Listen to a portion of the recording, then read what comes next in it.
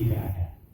Jadi dengan buku Jasir Auda, maka sebagai sebuah teori besar itu semakin jelas dan semakin mudah dipahami. Dalam disertasi ini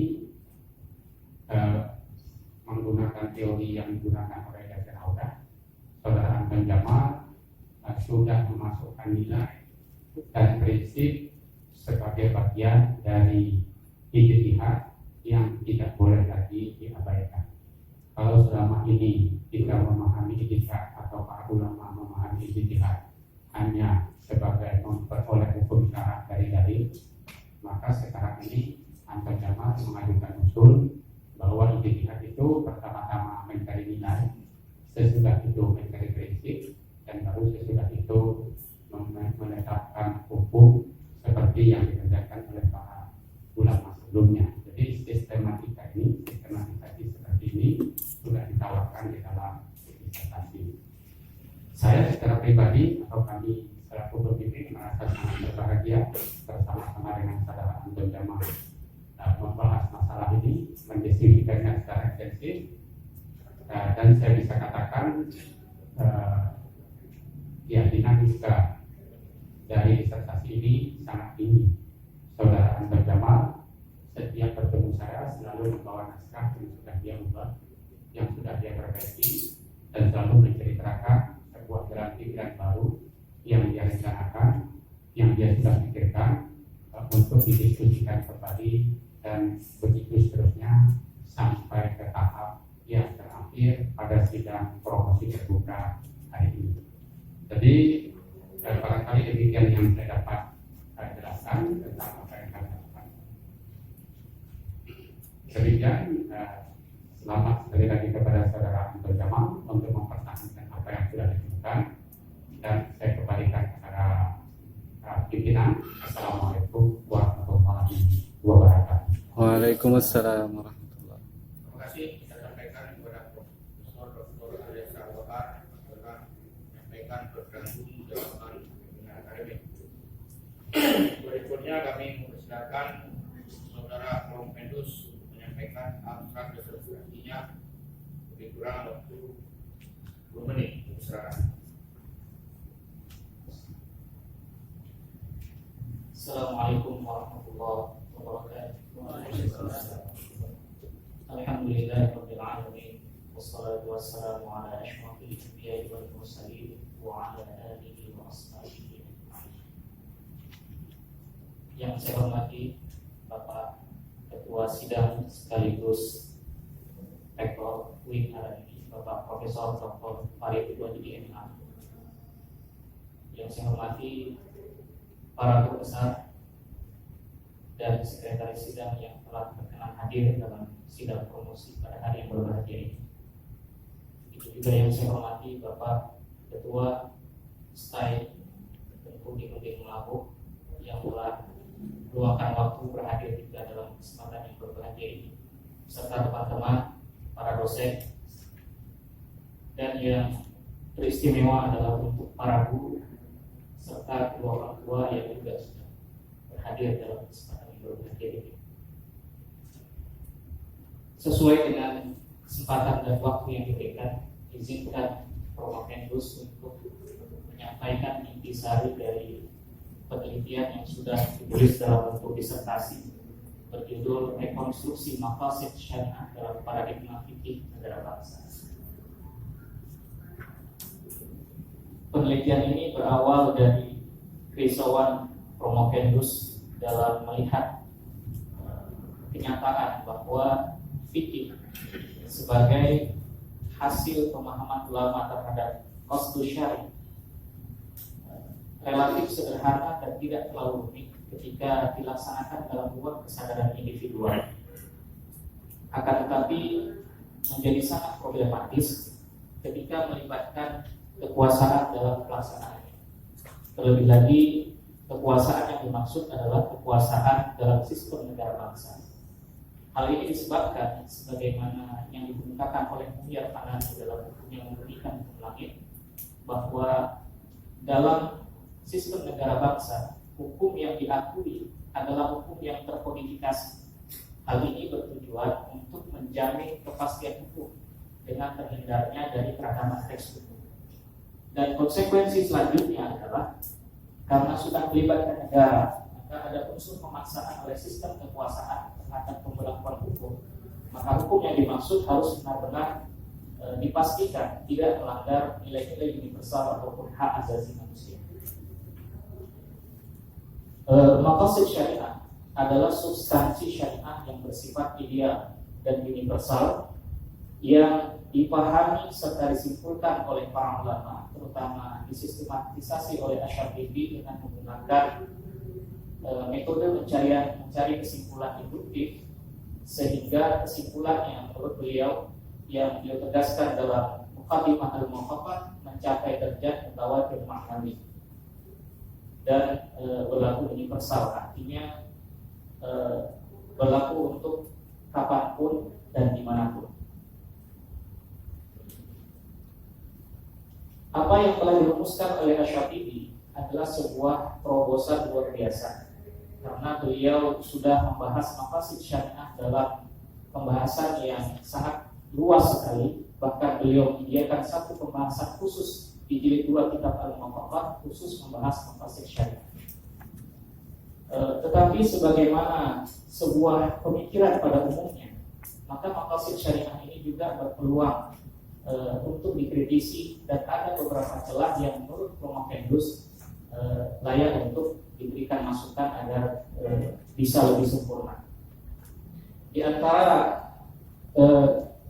kekurangan atau bisa dianggap sebagai kelemahan dari rumusan maqasid syariah yang ada, yang pertama, maqasid syariah tersebut untuk konteks saat ini, terutama dalam konteks negara bangsa, belum memuat nilai-nilai universal yang paling mendasar ataupun hak asasi manusia yang paling mendasar, yaitu kebebasan. Dengan kata lain, maqasid syariah jika dikaitkan untuk konteks saat ini, maka pada kenyataannya belum terintegrasi dengan hak asasi manusia. Kemudian kenyataan kedua, maqasid syariah sering digunakan sebagai alat verifikasi dalam ijtihad. Menurut Promovendus, besar dugaan ini disebabkan karena masih sangat teoritisnya kajian tentang maqasid syariah, sehingga sulit untuk diturunkan dalam ranah yang lebih aplikatif. Karena itu maka signifikansi dari penelitian ini adalah yang pertama, berupaya untuk mengintegrasikan maqasid syariah dengan HAM. Nah, teori yang bisa digunakan untuk upaya integrasi ini adalah teori nilai yang Max Scheler dan Abdullah Said tentang nilai. Kemudian yang kedua, signifikansinya adalah melibatkan maqasid syariah dalam penalaran hukum Islam, dan teori yang digunakan adalah teori sistem yang jasa harga. Kesemuanya ini bertujuan untuk menghasilkan ijtihad yang komprehensif dan sejalan dengan kebutuhan fikih negara bangsa. Penelitian ini merupakan penelitian normatif karena berupaya mengkaji apa yang seharusnya, dan juga bersifat filosofis karena berupaya untuk menemukan sisi substansi dari syariat yang kemudian disebut sebagai diidentikan dengan nilai. Karena penelitian ini adalah penelitian normatif, maka data yang digunakan adalah data sekunder, yaitu buku dan kitab-kitab yang diperoleh di perpustakaan, yang berdasarkan sumbernya dapat dibedakan kepada dua jenis, yaitu sumber primer dan sumber sekunder. Sumber primernya adalah Al-Quran dan Sunnah sebagai sebuah dua sumber yang sudah disepakati, tetapi Promovendus memposisikannya secara hierarki dengan pengertian bahwa Sunnah harus dipahami dengan menggunakan paradigma Al-Quran. Al-Quran dijadikan sebagai hakim untuk memahami Sunnah. Kemudian sumber kedua yaitu sumber sekunder. Sumber sekundernya adalah karya Al-Juwayni, karya Al-Ghazali, Al-Mustasfa min Al-Usul, karya Ibnu Abdus Salam, Qawaidul Ahkam, Masalih al-Ahkam, dan Qawaidus Sughra. Kemudian karya dari Asy-Syatibi, Al-Muwaffaqah fi Ushul Syariah, dan Al-I'tisam. Kemudian karya Ibnu Ashur, Maqasid Syariah Al-Islamiyah.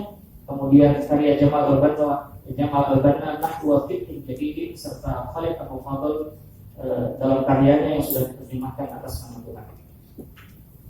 Pendekatan yang digunakan dalam penelitian ini adalah pendekatan konseptual karena berangkat dari paradigma, artinya berupaya menemukan paradigma yang digunakan oleh para pemikir dan kemudian berupaya ditemukan mana paradigma yang paling dominan, kemudian berupaya juga ditemukan kaidah yang mendukung paradigma itu, yang kesemuanya itu bertujuan untuk menemukan nilai fundamental dan menemukan metode analisis hukum Islam yang relevan, komprehensif, dan aplikatif.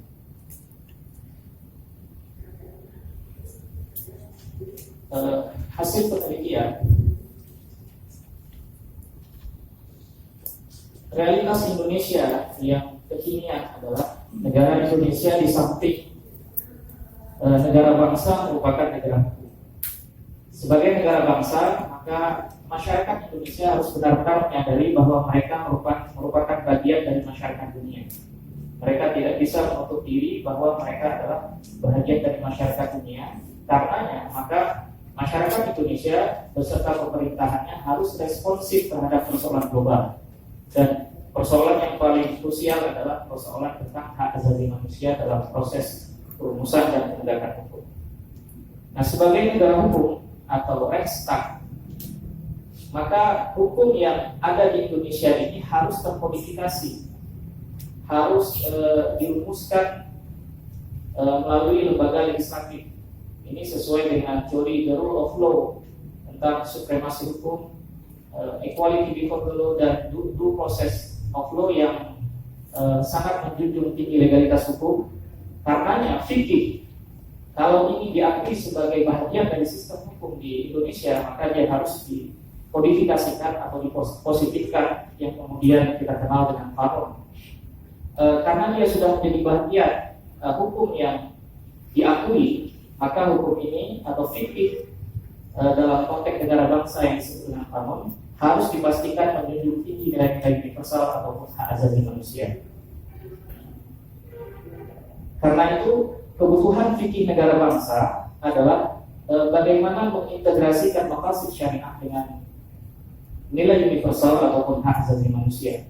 Dan untuk melakukan ini, maka langkah yang Prometheus lakukan adalah menemukan hakikat dari maqasid syariah dan nilai universal ataupun hak asasi manusia dengan cara meneliti secara kritis apa sebenarnya maqasid syariah dan HAM itu sendiri. Hakikat maqasid syariah, untuk menemukan hakikat maqasid syariah ini, maka mau tidak mau langkah yang harus ditempuh adalah menelusuri berbagai definisi yang telah digunakan para ulama sejak awal kajian teoritis tentang maqasid syariah, yaitu pada periode Al-Juwaini sampai kontemporer. Dengan menelusuri berbagai definisi itu, maka akan ditemukan gambaran tentang bagaimana mereka menjelaskan maqasid syariah. Kesulitan selanjutnya adalah untuk sampai kepada hakikat apa langkah yang bisa ditemukan. Profesor Syamsul Anwar dalam bukunya Fikih Kebinekaan memberikan jalan keluar bahwa untuk memahami hakikat maqasid syariah itu kita harus meneliti kata kunci yang digunakan oleh para ulama dalam mendefinisikan maqasid syariah. Ternyata dari berbagai definisi yang digunakan oleh para ulama, hampir seluruhnya menggunakan kata kunci al-ma'ani wal hikam. Dan salah satu definisi populer yang jadi rujukan ulama adalah definisi yang dikemukakan oleh Imam Izzuddin bin Abdul Salam yang mendefinisikan maqasid syariah dengan al-ma'ani wal hikam al-malfuz bil-syari' fi jami'i ahwal at-tashri' aw mu'dhamiha. Jadi ada dua kata kunci, yaitu al-ma'ani wal hikam. Problem selanjutnya adalah apa yang disebut dengan ma'ani atau hikam yang dimaksud oleh para ulama. Untuk itu maka kita harus memerlukan alat bantu lain.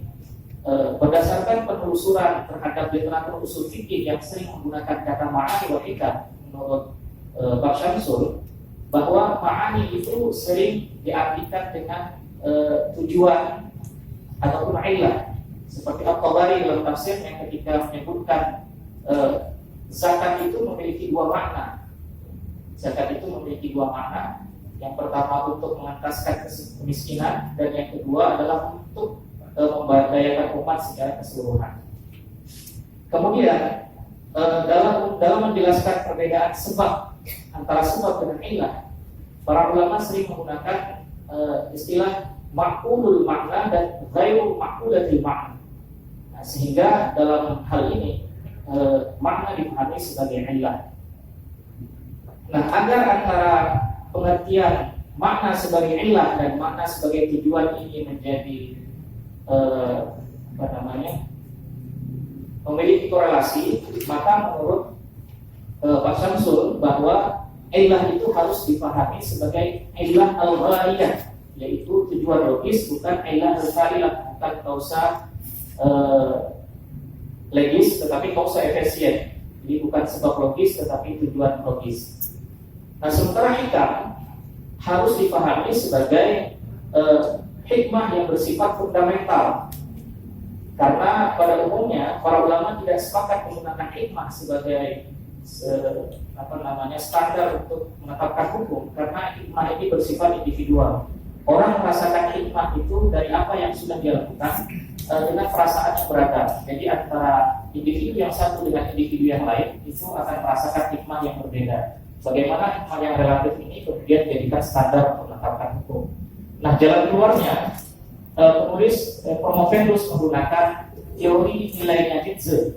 Nietzsche menyatakan bahwa meskipun nilai-nilai relatif dan beragam, tetapi para penguasa itu boleh menetapkan standar nilai untuk memberikan ketentuan hukum yang lahir dari nilai itu agar masyarakat bisa dikontrol. Kemudian nilai-nilai fundamental yang paling mendasar, kalau itu memang betul-betul fundamental, maka dia akan diakui oleh seluruh manusia yang masih memiliki struktur insani secara sempurna. Jadi menurut beliau, nilai hikmah yang universal atau fundamental, maka ini bisa juga dijadikan sebagai nilai-nilai universal.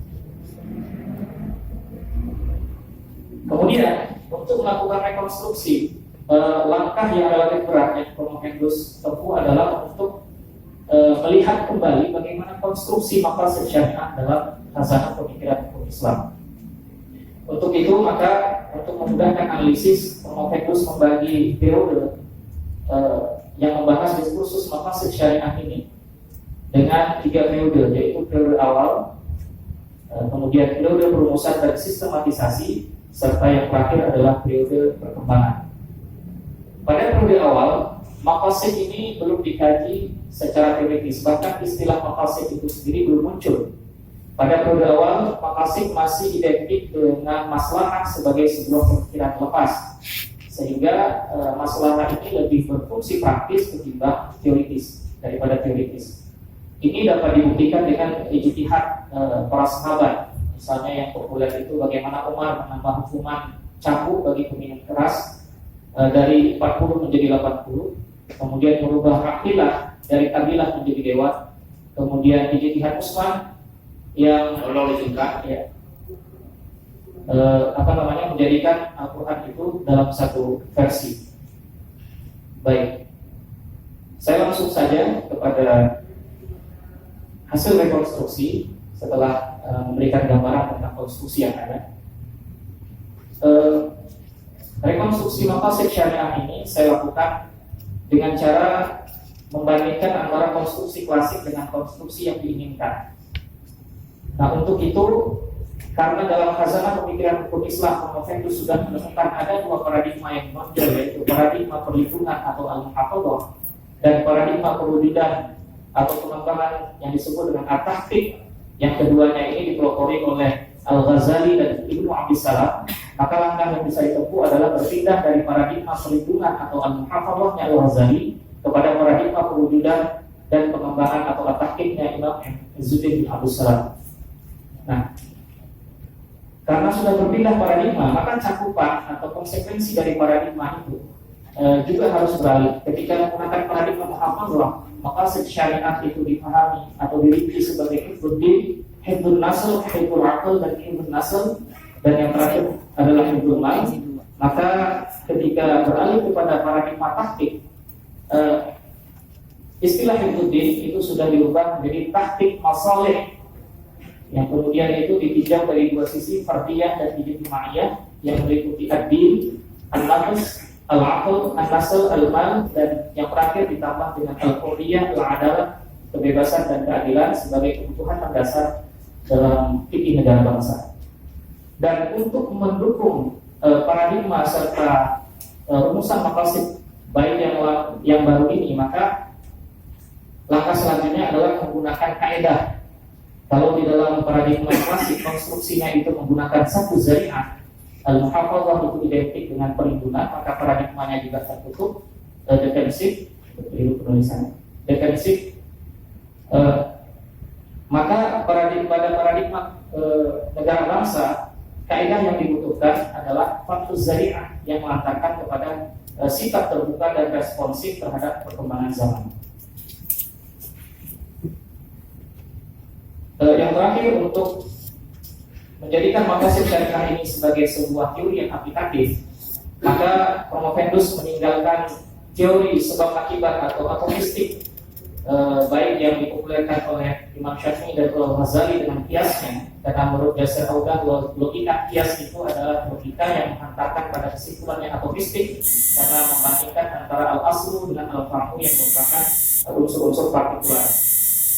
Karena itu Promovendus menawarkan teori sistem yang Yasir Audan untuk mengatasi persoalan ini dengan menjadikan sumber metode teori kaidah ilmu itu sebagai satu kesatuan sistem yang saling membutuhkan satu sama lain dalam menghasilkan tujuan atau al-ghayah, yaitu realisasinya kemaslahatan hamba. Jadi tidak ada entitas sistem yang diabaikan, entitas apapun itu dianggap sebagai satu kesatuan sistem. Dengan menggunakan analisis sistemnya, yaitu tipe sistem yang diartikan oleh Yasir Audan sebagai karakteristik sistem: watak pengetahuan hukum Islam, kemenyeluruhan, keterbukaan, keterhubungan, saling mempengaruhi dan kebermaksudan. Yang pada akhirnya Promovendus menyimpulkan bahwa dalam sistem hukum Islam, maka analisis harus dilakukan dengan terbuka dan dialektis, yaitu dengan menjadikan sumber maqasid dan uruf, yaitu uruf ilmi dan uruf ijtimai, sebagai bahan-bahan untuk menghasilkan hasil ijtihad yang komprehensif dan holistik. Mungkin hanya ini yang dapat kami disampaikan. Selanjutnya kembalikan kepada Wasidah.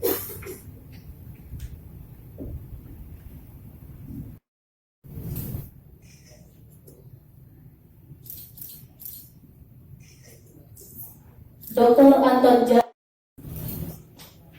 Kita ucapkan selamat dan sukses kepada Bapak Dr. Anton Jamal MAG atas keberhasilannya meraih gelar Dr. Fikih Modern ke-32 pada Pasca Sarjana Universitas Islam Negeri Arani di Banda Aceh. Terima kasih kami ucapkan atas segenap perhatian. Mohon maaf atas segala kekurangan. Wassalamualaikum warahmatullahi wabarakatuh.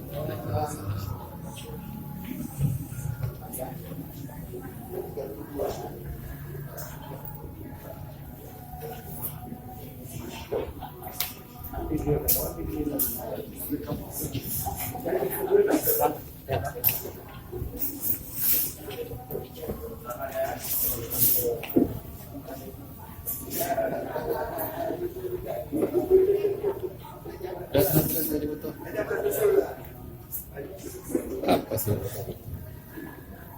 Saya foto-foto aja, Pak.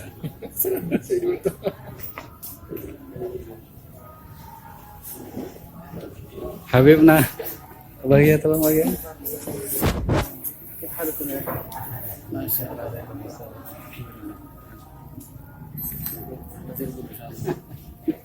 أنا إذا تابع أنتم لاحقون.